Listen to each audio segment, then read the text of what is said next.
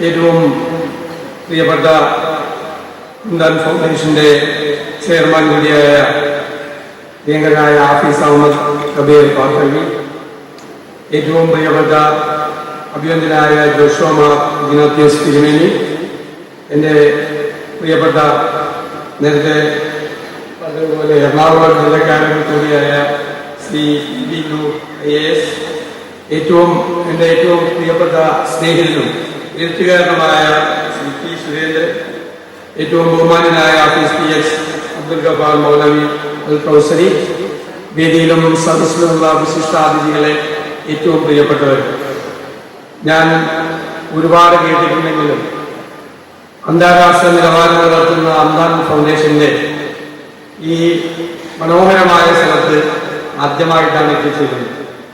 അത് എത്തിച്ചേരാൻ കഴിഞ്ഞതിനുള്ള സന്തോഷം ഞാൻ പങ്കുവയ്ക്കുന്നു.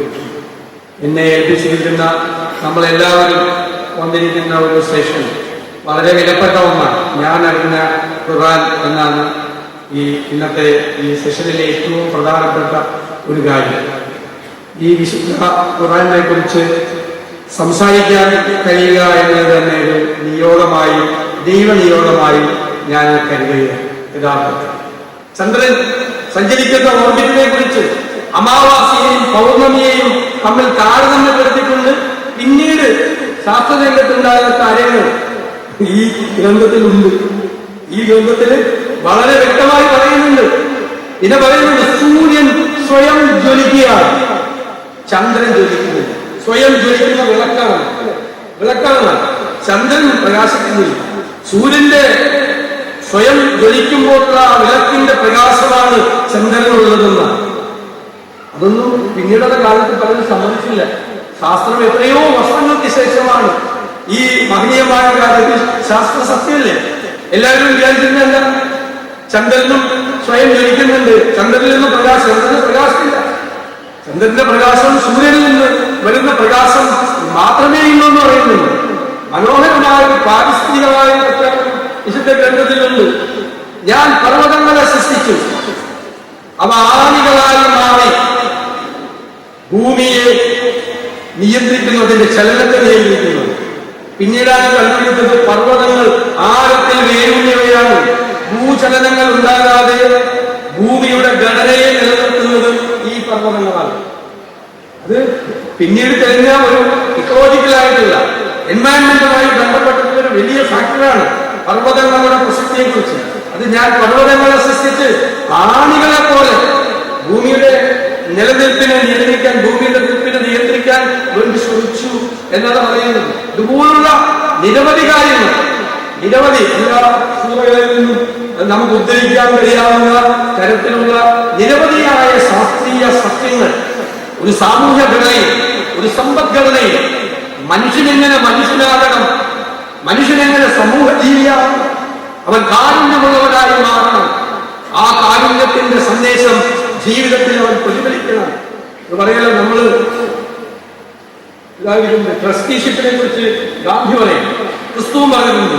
അതുപോലെ തന്നെ പറയുന്നുണ്ട് വളരെ ഭംഗിയായിട്ട്, ഇതൊന്നും നിന്റേതല്ല, ഇതെല്ലാം സർവശക്തന്റേതാണ്, നീ ഒരു കാര്യക്കാരൻ മാത്രമാണ്. ഇത് നടത്തിക്കൊണ്ടുപോകാം.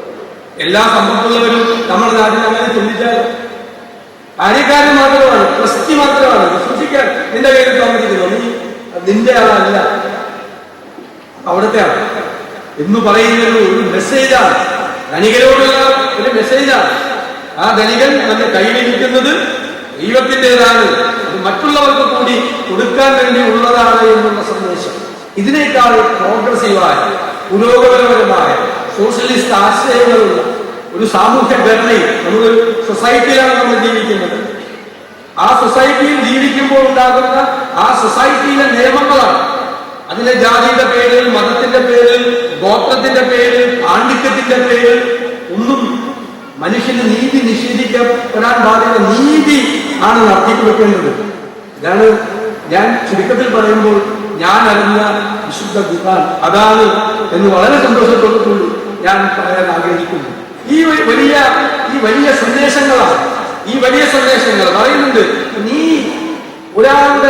ഒരു മനുഷ്യ ജീവൻ എടുക്കുമ്പോൾ നീ മനുഷ്യരാശിയുടെ ജീവനാണ് എടുക്കുന്നത്. നീ ഒരാളുടെ ജീവൻ രക്ഷിക്കുമ്പോൾ നീ മനുഷ്യരാശിയുടെ ജീവനാണ് രക്ഷിക്കുന്നത്.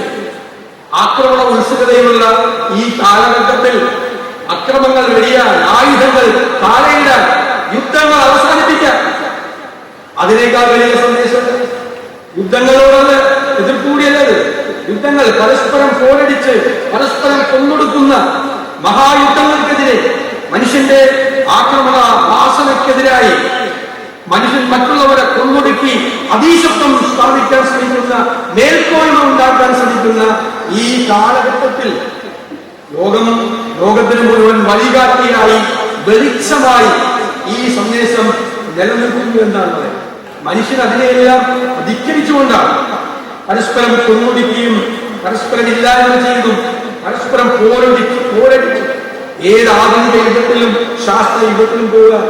ഇപ്പോഴാണ് ഈ ആർട്ടിഫിഷ്യൽ ഇന്റലിജൻസ് വരികയാണ്. അതെല്ലാം ഏകാധിപതികളായ ഭരണാധികാരികൾ എങ്ങനെയാണ് അത് കൈകാര്യം ചെയ്യാൻ പോകുന്നത് എന്നാണ്. അപ്പൊ ശാസ്ത്രം മനുഷ്യനുണ്ടാക്കിയ, മനുഷ്യവംശമുണ്ടാക്കിയ അതിന്റെ സൃഷ്ടികൾ മനുഷ്യന്റെ ബുദ്ധിശക്തിയേക്കാൾ കൂടെ വന്ന് മനുഷ്യനെ നിയന്ത്രിക്കാൻ പോകുന്ന കാലത്തും മനുഷ്യനായി ജീവിക്കാൻ നമ്മളെ പഠിപ്പിക്കുന്ന ഈ വിശുദ്ധ ഖുർആന്റെ സന്ദേശം തീർച്ചയായും ഞാൻ പറയുന്നു, അത് മുസ്ലിങ്ങൾക്ക് വേണ്ടി മാത്രം ഉണ്ടാക്കിയതല്ല. അത് ഈ ലോകത്തിന് വേണ്ടി, ഈ പ്രപഞ്ചത്തിന് വേണ്ടി, ഈ പൊതുസമൂഹത്തിന് വേണ്ടി, ഈ പ്രപഞ്ചം നിലനിൽക്കേണ്ട, ഈ പ്രപഞ്ചത്തിന്റെ ബാലൻസ് നിലനിൽക്കേണ്ട, അതുകൊണ്ടല്ല ഈ ഭൂമിയിൽ, ഈ പ്രപഞ്ചത്തിൽ ജീവിക്കുന്ന എല്ലാ ചരാചരങ്ങളുടെയും വരാനിരിക്കുന്ന തലമുറകളുടെയും കൂടിയാണ് ഈ ഭൂമി എന്നുള്ള സന്ദേശമാണ്. നമുക്ക് വേണ്ടി മാത്രം അവകാശപ്പെട്ടതല്ല. ഈ ഭൂമിയിൽ ജീവിക്കുന്ന സർവ്വചരാചരങ്ങളുടേതുമാണ് ഭൂമി.